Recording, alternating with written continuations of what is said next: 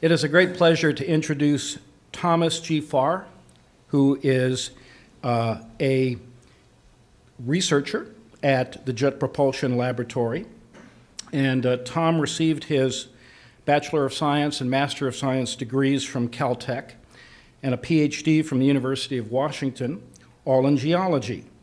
After a short time as an engineering geologist, he joined the Radar Sciences Group at JPL, where he's been since 1975. At the Jet Propulsion Laboratory, he's helped develop the first geologic applications of imaging radar using aircraft, satellites, and the space shuttle.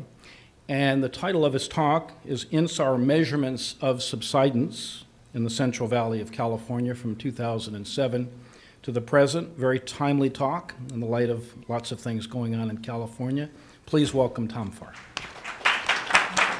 Well, thanks, Dave, for the invitation. I really enjoy coming and telling people what we do. You know, it's kind of fun to apply these kind of esoteric techniques that I'll be talking about to real world problems that we've got in the Central Valley and elsewhere in the world. So I'll be talking about this wacky technique called interferometric synthetic aperture radar, but I'll call it InSAR for short since we don't have that much time.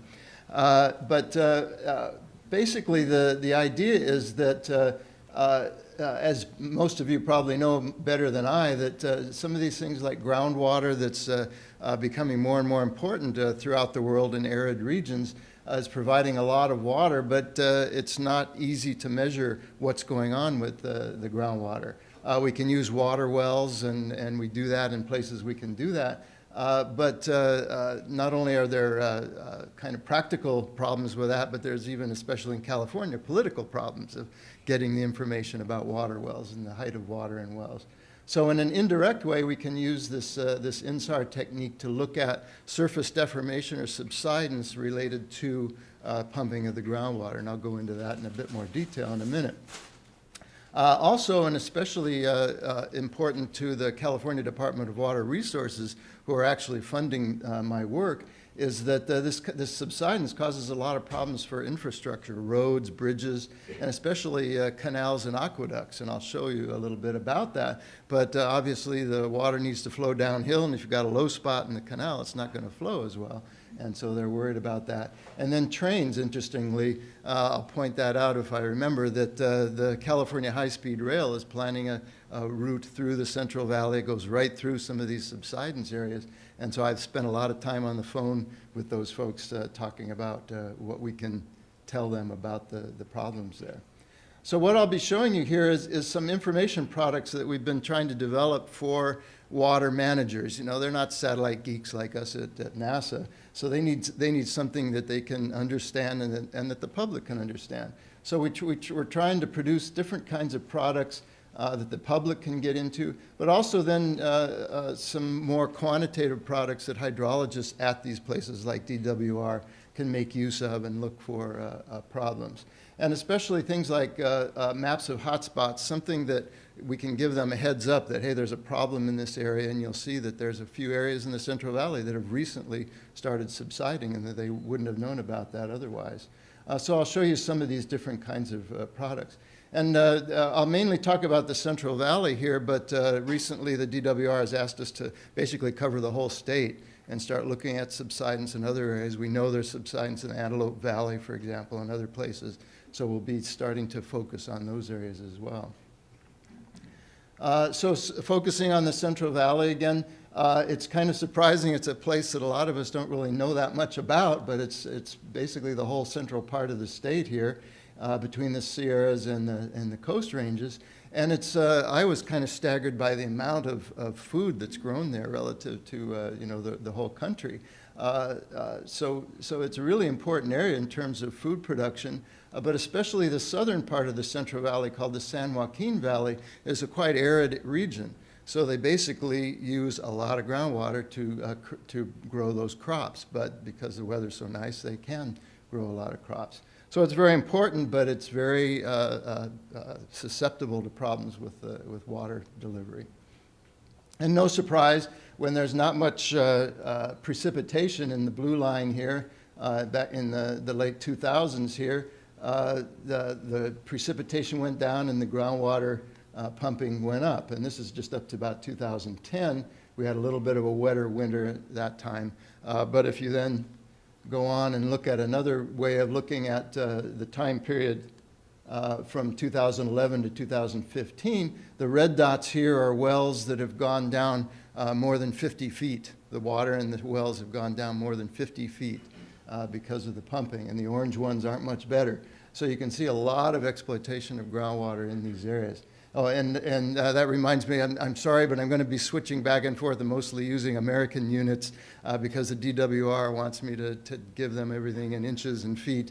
So hopefully you can do a mental transformation to do that. But I haven't had the time to make two sets of graphs for the different measurement types. So it's a problem, and subsidence, the pumping is a problem, and subsidence is a problem. It's been a known problem for many years in the Central Valley, even well before the 60s. I'll show you this area in the western part of the southern Central Valley and the San Joaquin Valley. That's a well-known trouble spot where there's been a lot of subsidence over many years. And but basically in the 60s, the State Water Project and all these big canals and things were put into place and brought water from the northern part of the Central Valley, which isn't nearly as dry, down into the southern part, into the San Joaquin Valley, and that ameliorated a lot of that, and the water levels came back up in the wells, and the subsidence slowed down. But now we're back at it. We've had a drought for many years, and so they're pumping like crazy in these aquifers. So what happens in this? And my friend Sarush Sarushian always reminds me that I have to emphasize that this is a type of aquifer system that's susceptible to this. Not every aquifer can do this, but in the Central Valley we have kind of an alluvial system where we have mixtures of sand and gravel and finer grained layers called aquitards, which are made up of clay and silt.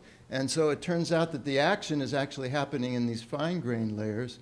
When you pump the water out of this system, the water gradually drains out of those fine-grained layers. They compact, as you can see on the right-hand side, and that's reflected at the surface by this subsidence. So that's kind of a specific kind of aquifer system. It's not uncommon around the world, but things like fractured rock aquifers or karst aquifers won't necessarily have this happen to them. Now you have a couple of kinds here. You have a reversible or elastic deformation that we have where as the water comes and goes, the ground surface goes up and down. It's kind of a seasonal effect that we see in a lot of different places, and I'll show you that for the LA basin. But if you keep pumping, then the land surface will just go down, and there's a point where it becomes what we call inelastic or irreversible, and you lose a certain amount of ability to store water again. If the water comes back, it won't be stored. And that's sort of a cartoon over here. It's called depth to water in this graph, but you can also call it subsidence as well. And you see this fine-tooth pattern here as would be the seasonal effect. But if you're pumping more and more every year, then you have this long-term effect of dropping the water level and the ground surface. And here's a few examples of what's been going on in the Central Valley. This is on the left here is a famous picture of Joe Poland, an early student of subsidence in the Central Valley. The top of this is just schematic, obviously. The ground surface wasn't actually at this level on this telephone pole. But in 1925, the ground surface was 9 meters higher than it was in 1977 when the picture was taken. 9 meters over 50-some years, so that's about 17 centimeters a year, about 6 inches a year if you average over that time period. And that's over in that west side of this San Joaquin Valley that I mentioned to you. Now, more recently, you have things going on here. You can see somebody's had to block up these pilings holding this pipeline. You want the fluids to flow, and you've got to keep it high enough so that it'll flow. Here's a wellhead, cement wellhead, and the well here, so the ground's dropped around the well and exposed that. My colleague Michelle Sneed at USGS gave me this picture. This is another well casing here, and about 3 years before this picture was taken, the farmer painted the well casing because it was sticking out of the ground, and he would hit it with his tractor if he didn't see it. Now the ground is sunk about, I think that's 2 or 3 feet in that 3 years there, so it's exposing more of the pipe. So I guess you can see it better, so it's not as big a problem. Okay, so this technique called InSAR. I'm not going to spend a lot of time on this because I could spend all day talking about it. There's so many ifs, ands, or buts about it.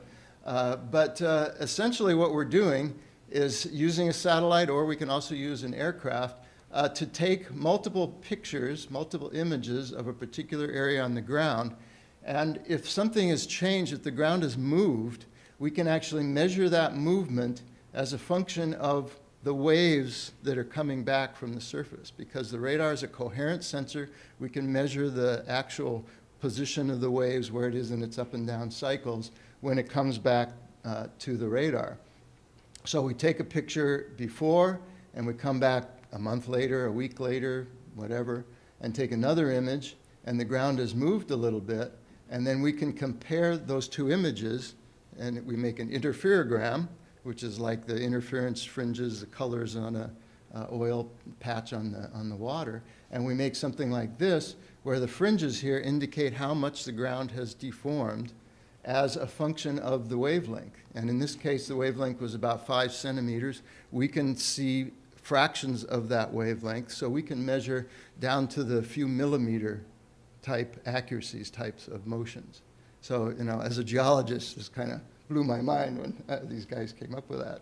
This is an image of the Landers earthquake, actually, and these fringes represent the deformation of the earth. The fault runs right through here. And each fringe here, the engineers like to make these colorful fringe patterns, but each color cycle here represents a half a wavelength, again, 5 centimeters, so a full fringe here is about 2.5 centimeters, about an inch. So you can count in here towards the fault, and you can measure that there was about 7 meters of offset on that fault. So it's just amazing. So obviously there's lots of applications of that we won't go into. But then a few caveats and a few of the details here about this. For one thing, you can see here, as shown here, the radar is sensing to the side. So it's actually measuring a line of sight change of the surface along this slanted path here. And most of the radars work from about 30 to about 50 degrees from vertical. So you get that kind of projection, you know, at that angle. What I'm doing is looking at subsidence as the most important change in the surface.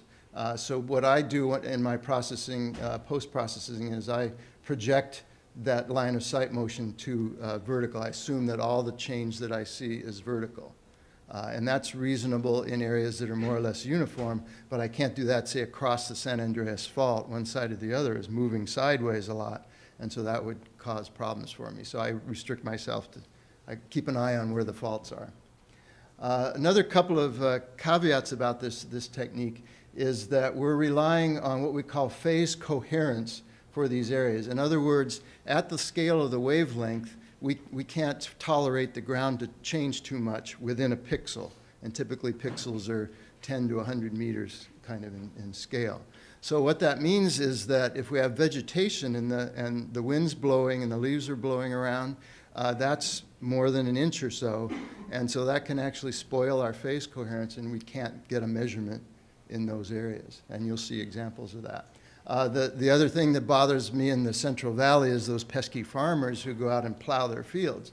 So within a pixel, then, there's going to be all this random change at the wavelength scale, and so I can't get any information there. But luckily, there's enough fields that aren't plowed each time so that I can make my measurements.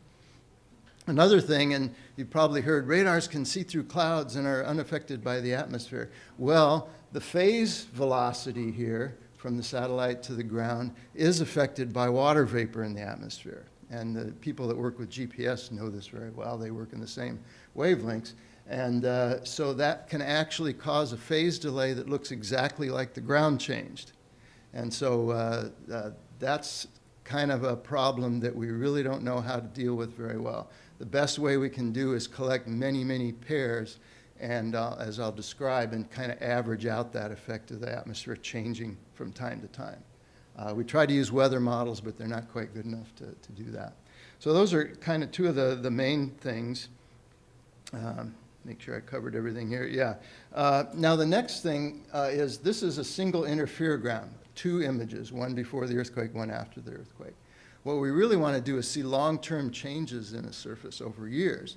And so what we do, and these satellites are very good at that, they return to the area every month, every couple of weeks. The data I'm working with now from the European Space Agency returns every 6 days. So we're getting an image every 6 days that we can make pairs.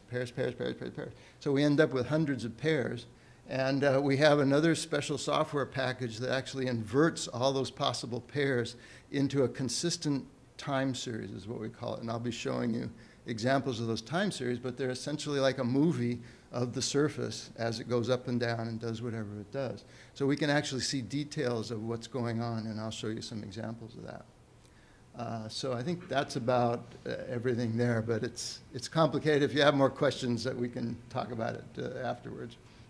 Now, luckily, California is a popular place for radars to look at the surface, especially because we have lots of earthquakes, and so they want us to test their techniques out. Because none of these radars here, these radar systems here, are US radar systems, except the last one here, which is yet to fly in 2020 or 2021. The Europeans, the Japanese, the Canadians, the Germans, Italians, and the European Space Agency. So we've been exploiting these data sets, and luckily they've been acquiring data over California for all this long time period. Generally, though, these later ones are better suited for the InSAR technique. And you'll see some of the different parameters here. That's not too important, just to note that we have a lot of different data sets to exploit. Okay, this is one of my kind of sales images that I use. It's relatively old. It only ends in 2002. But we've shown this to people, and it really opens their eyes on how this technique can work. I'll start the movie in a moment, but the geologists will recognize here a discontinuity along here as the movie goes along, and that's the Newport-Inglewood Fault that runs through here. It forms a groundwater barrier, and so we see changes, differences in what's going on the surface with that. And then notice the color scale here going from -5 centimeters to +5 centimeters. So we can, that's the kind of accuracy, again, that we're going to see. And what you'll see is, if you watch the timeline, you'll see a seasonal effect here. That's the elastic component there of the ground going up and down as water's pumped out. Here's that discontinuity I was mentioning. As water's pumped out in the summertime, and it recharges the aquifers in the wintertime. There it is. Also notice over here in Pomona, an area that just went down and didn't really come back up. And actually we discovered that and pointed that out to the folks, and they were over pumping the groundwater, and they actually had to start dealing with that over the last few years. But this is just amazing to be able to come up with this kind of acuity in what's going on the surface. And what you can do then, what I did is I went to a particular well here in Long Beach, and 2 different frames for that movie, and I plotted the deformation in red here for that point, and then on the water height in that well over here in the blue. And you can see that they track very well. Again, they're pumping in the summertime, so it's going down, and it's recharging, and so it's reflected in what's going on the surface. So that's kind of a more or less one-to-one correspondence there. So we go to the Central Valley now, and this is a period from 2007 to 2011. And we'll look here. This is the southern part, the San Joaquin Valley. Notice the color bar that only goes one way. That tells you a lot right there. So we're going from 2007. It's in the drought, early stages of the drought. And you can see this area right here. A known area of problems is around Corcoran, north of Bakersfield. And you can see the surface is just dropping and dropping and dropping. If you're really sharp-eyed in the winter of 2010, 2011, it kind of stops a little bit and maybe even reverses slightly. It was a wet winter, and so they either shut the pumps off or had some recharge in that. But basically, it just keeps going in a very linear fashion. So that's what really gets people worried. And again, 70 centimeters here in about, what is that, 5 years. So it's, you know, it's really moving down. What is that rate? Do I have it? No. So we can make more kind of prosaic maps here to get a little more of the quantitative information across. And so over here on the left here, this area is what we were just looking at in terms of total subsidence here. And again, this is in inches now over that time period. And then up here, there's another area here that's relatively new. It started in the early 2000s. It's an area that a lot of tree crops were planted up in there. And so they need water year-round, and they were starting to draw the water table down significantly. Now, as I mentioned, we can also get more details. And so in the center part of these two subsidence areas, I plotted over time the amount of subsidence. And it's, I think it goes down to 40 inches here, again, in inches. So you can see then over this time period, it went down almost 40 inches in the center of this one. The center of this one was a little bit less, but it basically went down too. And you can see then each one of these dots represents an acquisition from the Japanese radar. So the DWR asked me to kind of follow up with this and see what other newer data we could get. And so we were able to get data from the Canadian satellites for the second half of 2014. And so you can see the same features here. Actually, I'll point out this little feature here. It wasn't here. It's showing up here, and you'll see that in a minute, has grown. If you look at the rates here, again, the same two areas, the rates pretty much doubled in this time period between 2011 and 2014.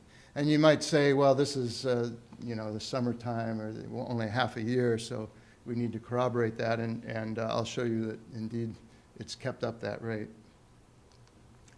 Now, you can do other things with these data sets. I kind of like to think of it as they're sort of like four-dimensional data sets. You've got the map here, you've got the third dimension of the subsidence, and then you've got time. You've got steps through time. And so you can do things like here, what I did is along the California aqueduct here, I plotted different times of what's going on that area. And so the first date, and I neglected to mention that all of these measurements are always relative to the first date that we have an image, and then everything's calculated from that. So that first date, we have 0 deformation, and then each of the subsequent dates, you can see it goes down more and more. But it develops some interesting structures here, a very narrow structure here that then widens out at the later date in this location, and then here's another location on the aqueduct where we see significant, it's a significant local low spot, so it's an area that they're going to have to deal with. They actually build up the sides of the aqueduct to allow the water to pass through there at continuing high rates.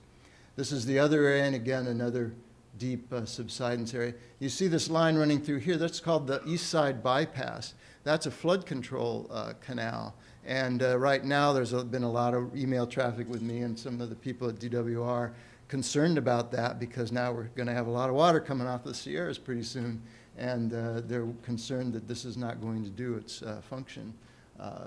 Right in the middle there, it's got a real low spot. So now what we have, I mentioned that the European Space Agency had a satellite here called the Sentinel-1. There's actually 2 of them, 1A and 1B, and that was in that chart there. I should have pointed it out, but that was just launched in late 2014. And amazingly, the European Space Agency is giving away the data for free, like NASA does. So we've been really fortunate in being able to get these large amounts of data now for all of California. So now I'm able to start processing these large amounts of data. And they're very wide swaths, they're peculiar formats, so it took us a while to figure out how to process it. But I'll show you some details from this path here that's underneath everything that runs right up the middle of California. And then I'll show you some processing we've done for this one through the northern part of the state as well. But basically, we're using all of these here to start looking at the different areas. And again, with the 2 satellites, they can actually cover the area every 6 days. So we're at the point of getting drowned in data, which I'll try to address at the end. Well, here's the same area, the same areas here. You can see they're almost merging now. Here's the northern one and the southern one. And just to address the rate to start with, in the red here is the RadarSat data, that data from the late 2014, and here's the new Sentinel data, and you can see the rates are pretty much the same. The rates continued at that very high rate right up into 2016. This map actually represents 2015 to 2016, but again, you can see the areas have increased and deepened, and then you see this one that I pointed out here, this new one is actually really picked up and is a very high rate right in between them. You also see how it's really impinging on the California aqueduct now, and so they're really getting some trouble here, and I'll talk about that in a minute. Yeah, this is the kind of product then that I'm producing for the Department of Water Resources. Now here's another video here, the same area we saw earlier, but now this is with the Sentinel data up until the end of December in 2016. And I'll show you plots then from these two places. These are the centers of those two subsidence bowls. And again, the color bar only really goes one way. And then we've got the dates down here. And so you can see then as we march along here that they're just dropping and dropping. It starts at 0. Again, that's our reference date. It goes to 30 inches here is at the bottom. And you can see the red one is this Corcoran bowl, and the green one is that El Nido bowl. And interestingly, I'll talk about this later on, is this green one actually levels off for a while in the winter of 2015-16. And it turns out there was some rain during that time. I had kind of forgotten about that. But that apparently was enough to really slow down the subsidence. The Corcoran feature, though, just keeps marching down, and then they both pick up again. But again, you can see how closely spaced the dots are now. We're really getting a lot of resolution in there.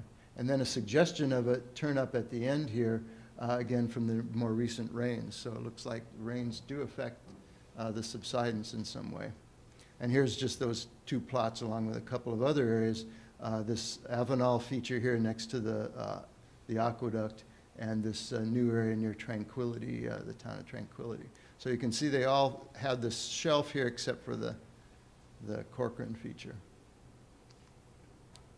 And here's a comparison now with GPS in these areas. So the Corcoran and the Lemoore stations here are these upper two ones, and you'd see they track quite well. There's some deviation here. And then a couple of other stations here do kind of depart from the GPS, which is in the red. And the best I can determine is that that's probably caused by water vapor variations again. Remember that those can cause changes in the perceived deformation. And these amounts here, you can't really read it, but these amounts are on the order of about 1 inch deviation. So, you know, we can kind of hope that that's still accurate enough when you've got 40 inches of subsidence in the areas that we're worried about. Now, I mentioned we can also work with aircraft, and this is an airborne InSAR that we have that NASA flies. It's pretty tricky to collect this kind of data, but we have modified the aircraft to do that. And one of the nice things about that, it's a narrower swath, but if you fly along, say, the California aqueduct, you get higher spatial resolution that way. And plus, you can fly in any geometry and any day you want. So just to focus in on this area, Kathleen Jones at JPL has then changed the color table, but you can actually see this bullseye here right next to the aqueduct that's affecting the aqueduct. And in fact, that's actually one well right there. And we gave the DWR this information, and I think that they went and talked to somebody, but that's not our job. Now, the other area is the northern Central Valley, the Sacramento Valley, and this is another pass here, and it's just a couple of interesting things. There's an area at the town of Arbuckle here, which has subsided quite a bit. The full range here is about 12 inches, so it's gone down about 12 inches, although leveled off in that same winter.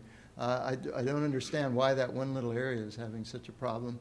And then up here in Sierra Valley, it's a little area north of Lake Tahoe, we found that that's subsiding a bit. And I actually just got an email today from them that they'd like to see more information about that, so that they'd like to find out what's going on with their area.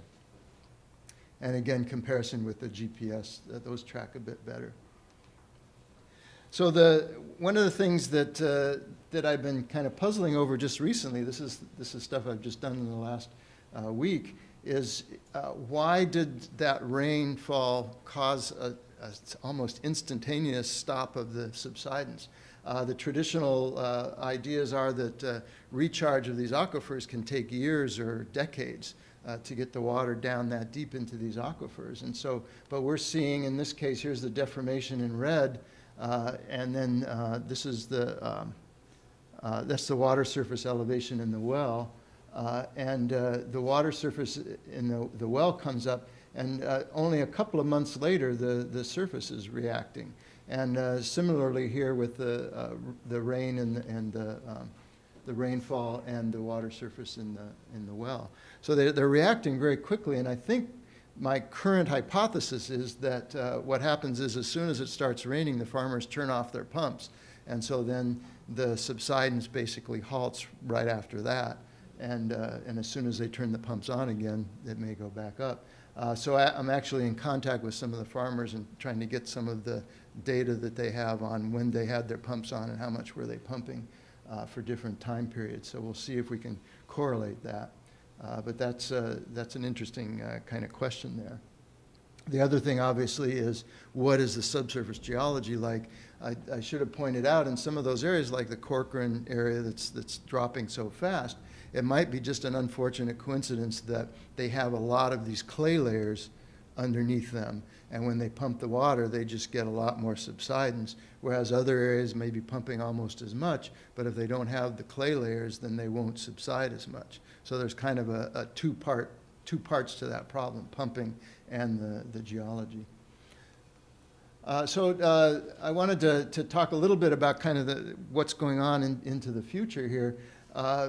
As I mentioned, we're starting to get these huge data sets every 6 days. If we cover the whole state every 6 days, that's many terabytes of data. Right now I'm working with tens of terabytes of data just on my server, and it takes, each one of those points on those graphs takes several hours to produce on my server. So I've got a couple of jobs running right now that I'm hoping will finish over the weekend. But that's just, you know, it's going to drown us very soon. And we have this NASA satellite coming in a couple of years that will produce even more data and better data than this. So we're starting, we've started a project to try to get used to keeping up with that kind of a data stream. And so we've got some of these big data cloud processing folks, you know, helping us out. And what we've put together is what we call the Advanced Rapid Imaging and Analysis project, the ARIA project. And this is just an example of Kilauea, another place where we want to try to keep up and keep monitoring the data. And this is with the Sentinel data. They're acquiring it from the different locations and trying to keep up with the interferograms. And so this, I'm actually stressing the system even more with my demands because this is just a small part of an image, and I'm trying to cover the whole state. So they're actually kind of interested, the engineers are interested in my problems, so that's kind of nice.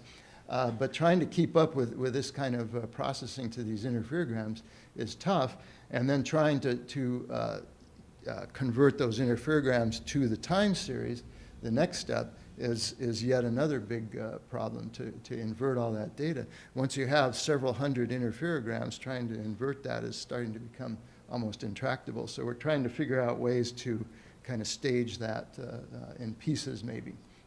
So these are just the kinds of software that we use to do this, and we're trying to make use of the cloud just to try to save data transfer and processing, trying to bring those all together to make it more efficient. And this is just an example here of one of these time series for the Kilauea area that they're able to do. So this is the kind of thing that they can do potentially on demand for users. So you can go and find your area and have it processed for you and have the time series delivered to you. So somebody like me, a geologist, you know, that's what I want. I don't want to know about unwrapping, phase unwrapping, and all these kinds of problems that the engineers have mainly solved. Once we have this kind of stuff, then we're starting to think even bigger, and we're starting to work with Jay Famiglietti, who many of you know, I think. He's the chief scientist of the Western States Water Mission at JPL. And what we're trying to do there is factor not only this subsidence information in, but information from other satellites like the GRACE gravity mission, the Airborne Snow Observatory. We have other satellites, a soil moisture mapping mission. In the next few years, we'll have a surface water mission that'll measure the height of water in rivers and lakes. And so we can start factoring these observations, the hard data, into the models that so far have used models as inputs to the models. Now we can start giving them actually hard data to start trying to model large areas like the whole western states in terms of the hydrology and what's going on. And also try to derive the uncertainties that go along with those measurements. So it's kind of a grand vision, but it's the kind of thing that I think we're now kind of at the cusp of being able to do with all these measurements that we're able to get through the NASA and international community's satellites. And just as kind of one example here, this is something that we're working up that we'll be presenting to the management at JPL pretty soon. We call it Water Trek, but it's a way of visualizing a lot of these kinds of data sets. So each one of these little bars here is a data set. There's all the water wells in the area, the water height in the water wells. There's shape files showing where the aquifers are in map view. There's my subsidence time series are in there, and snow measurements and water flow, stream flow, and all the rivers in these areas. So all of those are available to visualize, and then you can start doing things like cross correlations of these different types of data. One thing that I'm very interested in is trying to cross-correlate the height of the water in the wells with the subsidence, so we can start looking at which wells are behaving elastically and which are not. And you can start seeing that when you start doing the cross-correlations. So that's basically all I have. Well, actually I had a couple more that I can show that are kind of interesting. This is an example of some of the GRACE here. You can see here the little bug crawling along here and seeing the total water storage here that they measured. And you can see then when the drought kicks in, the mass deficit here measured by the GRACE satellites really shows up. So that's another measurement of what's going on below the surface in terms of mass. And what I'm seeing is essentially changes in the pressure in the confined aquifers. So we're trying to figure out ways of modeling that, of bringing those two different data types, different measurements together to understand the aquifer systems better. And I'll stop there. That's kind of a nice one. So thank you very much, and I hope it was entertaining.